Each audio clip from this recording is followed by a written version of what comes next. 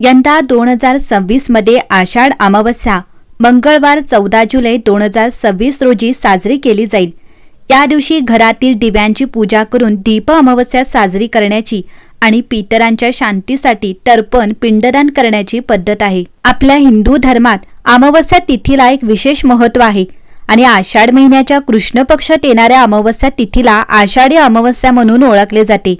यावेळी अमावस्येच्या दिवशी भौमवती अमावस्येचा शुभयोग जुळून येत आहे।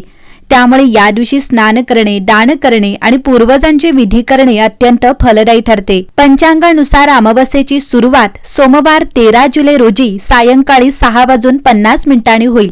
अमावस्येची तारीख दुसऱ्या दिवशी मंगळवार 14 जुलै रोजी दुपारी 3:14 पर्यंत असेल। 14 तारखेला अमावस्या दुपारी येत असल्याने अमावस्येची तारीख सकाळपासून सुरू राहील। त्यामुळे आषाढ अमावस्या 14 जुलै रोजी असेल। या दिवशी स्नान, दान इत्यादी पवित्र कार्य केली जातील आणि शास्त्रानुसार पूर्वजांचे विधी करणे देखील योग्य ठरेल। पंचांगानुसार 14 जुलै रोजी आषाढ कृष्ण अमावस्या तिथी सकाळपासून दुपारपर्यंत असेल।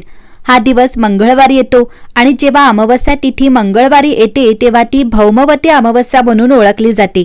म्हणूनच यावर्षी भौमवती अमावस्या आणि आषाढ अमावस्या यांचा शुभयोग जुळून येत आहे। या दिवशी दुपारी पितृकर्म केले जाते।